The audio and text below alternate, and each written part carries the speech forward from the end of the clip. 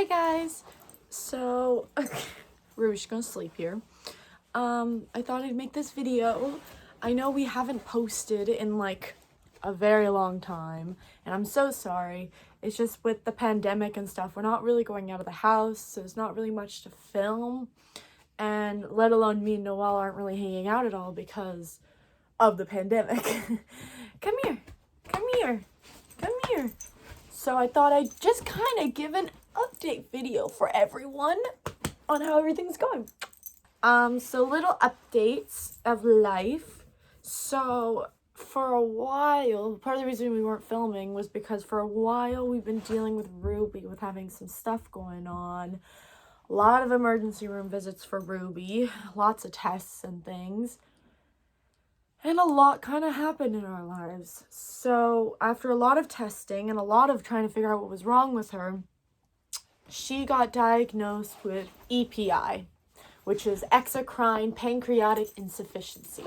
So basically her body's attacking the pancreas in her body, which is causing her to not absorb nutrients properly, not digest the food properly, and when the pancreas is being attacked causes, in her case, she was having extremely high fevers and drooling and vomiting and things, and she began having symptoms of what we thought was on its own just pica, but it turns out it could be a symptom of this, but we're not sure if it's a whole different matter, but we don't know.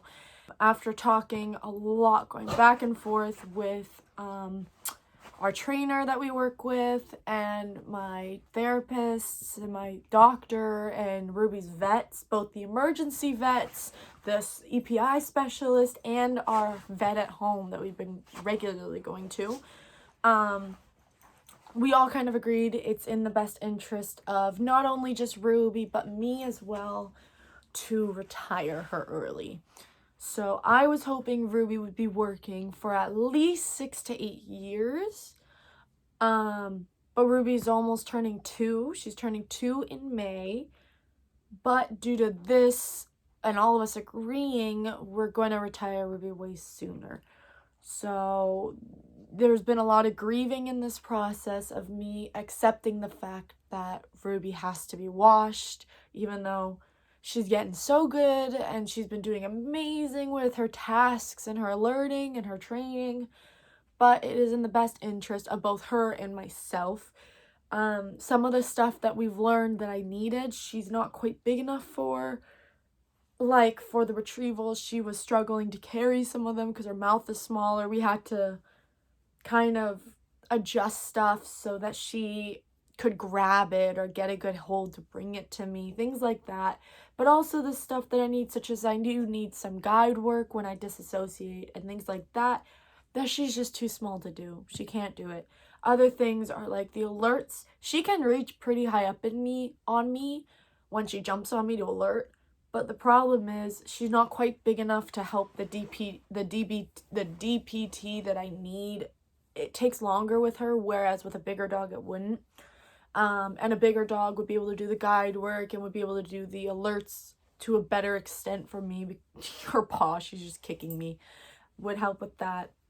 But it's also a matter of EPI is a lifelong thing. It's not going to go away for her.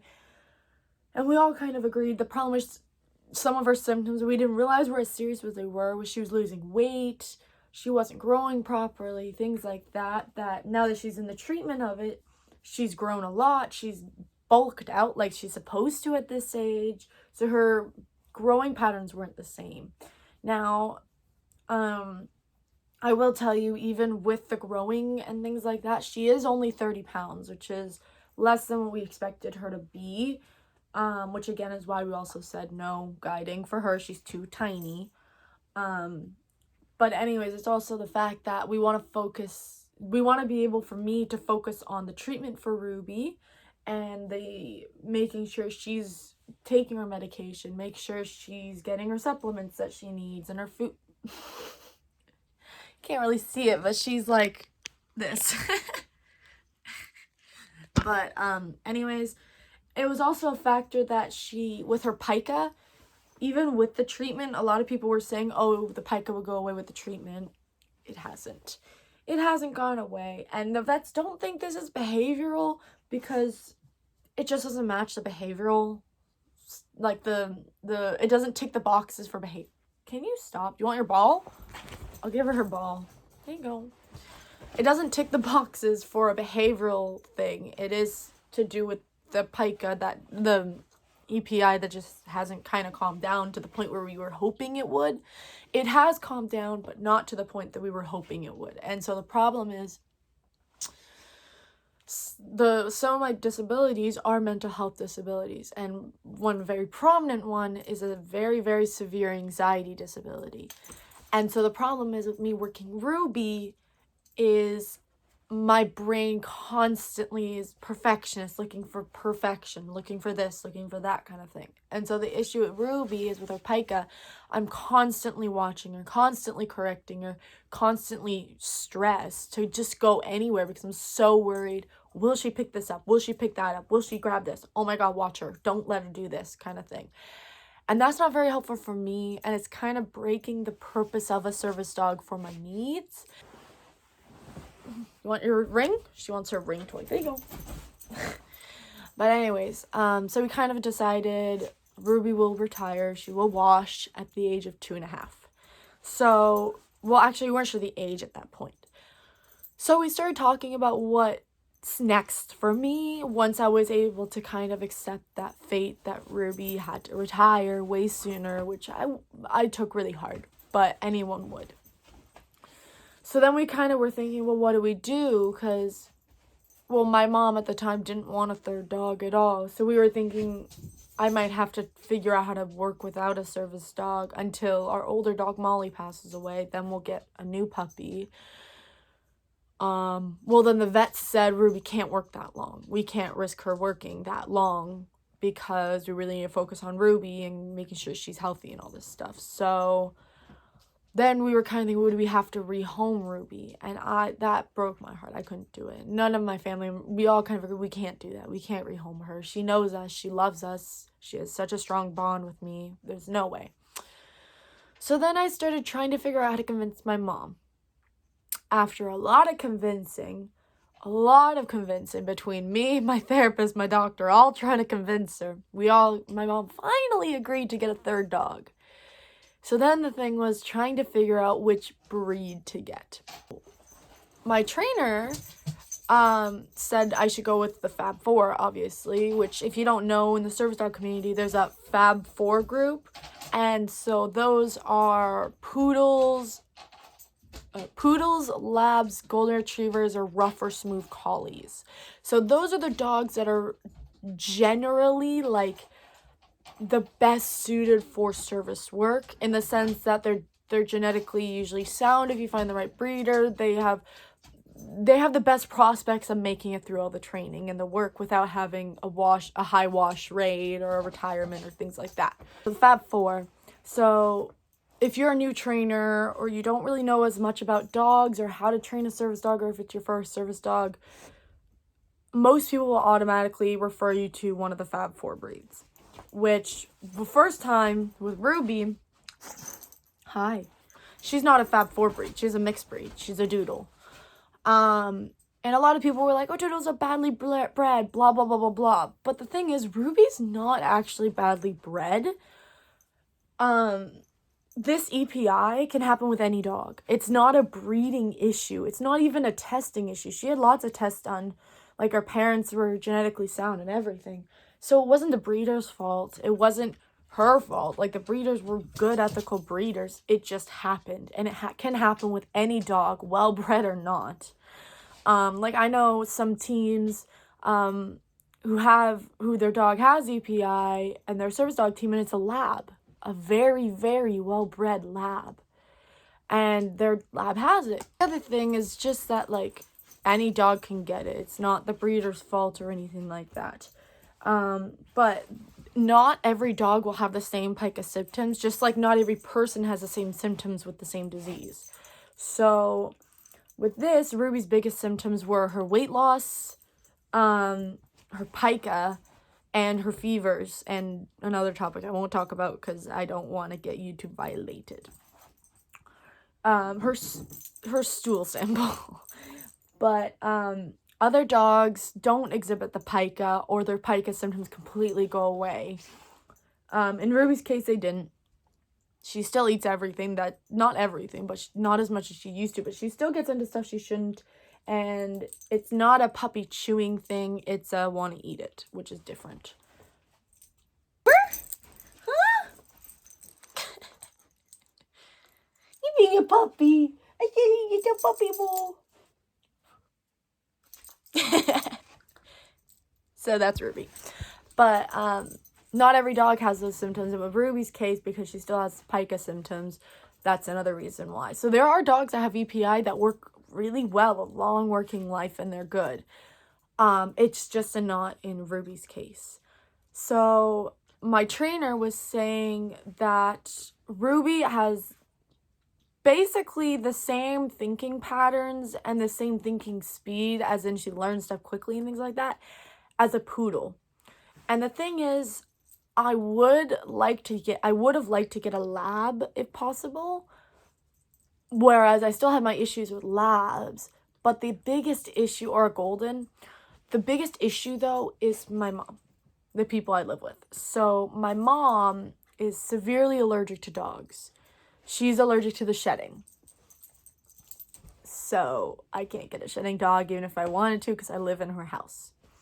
The other thing is my best friend, why am I even saying my best friend? Noelle, you know Noelle. Noelle is actually allergic to dogs as well. She's allergic to, I think it's like the dander and the spit, but hers isn't nearly as bad. And I think it's a bit shedding though too. So I explained this to Claire, and the thing is, me and Noelle do plan to move in together at some point and be roommates, that kind of thing. And so I explained this to my trainer, and my trainer agreed that maybe a poodle would be the right thing. Now, most people, the reason they don't want poodles is because the grooming is a lot, which it can be a lot. But because of the pandemic, I started grooming the dogs myself. I groom both Ruby and Molly. So I groom 2 dogs already regularly now. So I didn't think a poodle would be that bad. And I told my trainer this, and she said, yeah, if you groom these 2 dogs, you'll be fine. So that's when we decided that I'm going to be getting a standard poodle. So then I had to learn more about poodles, because I knew some stuff about poodles, but I didn't feel educated enough yet. And then I had to look into breeders, and I had to look into the medical testing that goes along, so I could really make sure I pick a proper breeder and stuff. And so my trainer helped me look up some sites and looked up on the AKC about poodles and the health testing you need and the health conditions to go with poodles and things like that. And so basically from there, we decided a poodle would be the right fit for me, and we started looking into poodle breeders. So we looked into poodle breeders, and I found 2 breeders that she highly recommended that were in Colorado. Now, the issue is I'm not allowed to fly currently. So we were trying to find a way for someone to bring the dog to me. Well, that became very tricky. So then my aunt, who lives with me, she said, I'll get the dog for you. I don't mind. And that was like super sweet. So we had this whole plan that we were going to go to Colorado. She was going to go to Colorado, pick up the puppy and bring it back. I would pay myself for her flights and accommodations and everything. And we got on the wait list for a puppy, but it wasn't going to come for 14 months at that point. So we were like, that's long wait time. So we checked in with my vets, and they said Ruby was okay to work until then. So I was like, okay. The other thing is this place is in Colorado, so it's US dollars versus Canadian. So this puppy was going to cost more because of the dollar change. Plus, I'd have to pay for flights and accommodations, all this stuff. So my trainer ended up showing me, drop it.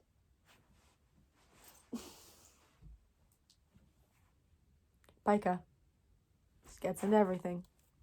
So my trainer ended up recommending me to post on what's called the Poodle Forum. Poodle Forum is where the experts of the breed are there.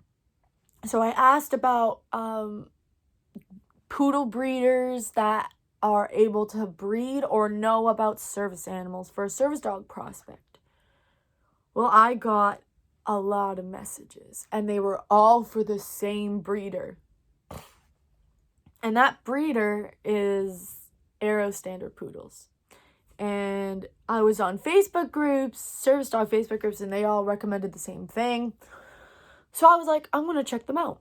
And the only thing people were saying was they're very hard to get in touch with. So I was like, okay. So I got in touch.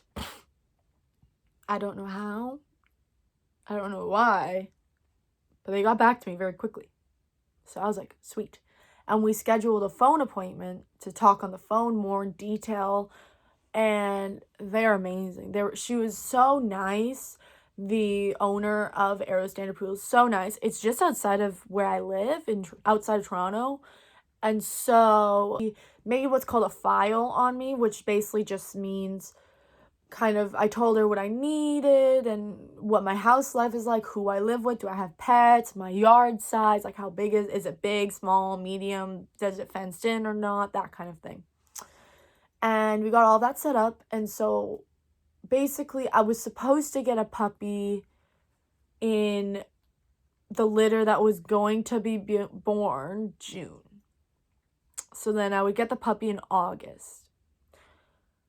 Well, the problem is I reached out recently, and this was like back in December. This was like not far after I got on the wait list for the other person. And so I was like, okay, let's give this a go. So I talked to them and I got on the wait list and they said yeah. So then recently I messaged just asking for an update, if there's any update on the time of the litter, because she also wasn't sure when she could do it, like if she could do it sooner than June or in June or what, like when they would be born, for like when they would mate and things like that. Well, the biggest thing that I needed was I need larger ones, a larger female poodle. So they said essentially that they wanted to breed for the litter that I would need. Turned out to be infertile before her very first litter. So she said though that like she can guarantee me she's gonna breed 2 females with 2 males in July. So, and she said she can guarantee me 100% there's gonna be larger females in those breeds, in those litters. So I got 2 litters. So that means the puppies won't be coming home. The puppy won't be coming here until November, which is longer than I was hoping to wait, but it's still better than 14 months, which would have been in February 2022. Yeah. Plus, this breed is in Canada, so Canadian dollar. And my mom said she could just drive over to pick up the puppy and bring it back, so I wouldn't have to even stress over having to pay accommodations and flights and things like that. All I had to pay for was the puppy, the food, the gear needed for the dog, and like vet bills and things like that, which I'm paying for all myself, which is a lot cheaper than the States. Plus, with the pandemic, we'd all have to like quarantine and stuff, which is a whole other thing. And then, so in the process, so far, it's been kind of crazy. I have been savings. I started my own business of pet bandanas, which soon we're coming out with a new product.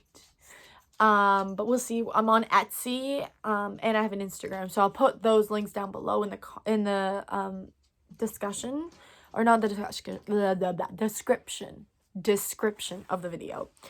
But overall, yeah. So far, I've also read a lot about poodles, so I know about bloat and all the other things you have to keep an eye out for. And so far what I've gotten for the puppies, I've gotten some toys. I'm going to continue to get more. I only have 2 right now, so I hope to get more. Then I'm also going to be getting a slow feeder bowl next month. I have a food container, so like a big container to store all the food. I'm getting that next month. I'm getting a collar next month because I know... Why am I itchy? I know poodles grow really fast, so a lot of the stuff I'm getting for the dog is going to be very, very expandable, like very grow friendly kind of thing. So food is coming probably like November. Like I'm probably gonna order it 2 weeks before I get the puppy, because you can't get it from a store. You have to order it from their online site, and they ship it to you. So I'm probably gonna allow for like a week for the food to arrive, because I don't want to come and then end up having like the puppy have no food.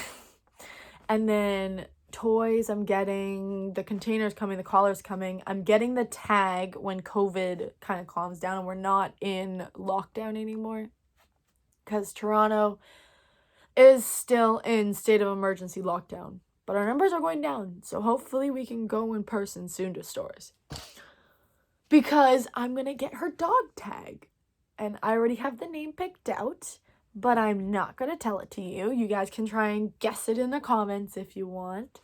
But I have some gear for her already, because there was like Cyber Monday sales back in November, and I knew I was getting a poodle at that point. I just didn't know what breed, where, but I knew I was getting a poodle, so I ordered it on sale. A different vest that was on sale from Designer Doodle. So the vest was from Patience with Love. Now I have a second vest from Designer Doodles, and I ordered 2 capes from Sewing with Paws. I've already unboxed the 2 vests, so I can kind of do like a gear haul / unboxing when the Patience and Love stuff when the Sewing with Paws capes come. I'm ordered capes because my goal for the poodle is the poodle's mostly going to be working in a harness. Like, it's going to be working in a harness and a cape. So I'm going to get a bunch of capes to match and mix and match with the harness. Probably in the next video or the next little bit, I'll kind of document all the stuff that I have for the poodle, and I'll do a whole thing, and I probably won't post for a while. And we'll kind of just see how it goes. I'll do a whole video before I get my puppy. I might bleep that out. Before I get my puppy, with all the stuff that I've collected and bought for the dog, for the puppy to come home. And we have a whole, like, crazy plan. I'm not going to be living in my room. I'm going to be living in the living room on the first floor. And we're going to bring this giant crate and divide it so that Ruby can have the back half and the puppy can have the front half for potty training reasons and things like that. But that'll be another video when I get the puppy. And I'm going to have a name reveal when I pick up the tag. So that'll be exciting. Well, I hope you guys enjoyed this video. I'll try to post more often. It's really tough because of the pandemic. But next time me and Noelle hang out, we will try to get some vlogging done. But we haven't hung out in a long time. Mostly it's just video chats or calls, or like we met up once for Christmas exchange, but that was like last week, and it was like a 2-minute thing. Like, it was really short. So yeah, but yeah, I hope you guys have a great time. I'm gonna try and be more active. I know I've been lacking in that, but I'll work on it. Well, bye.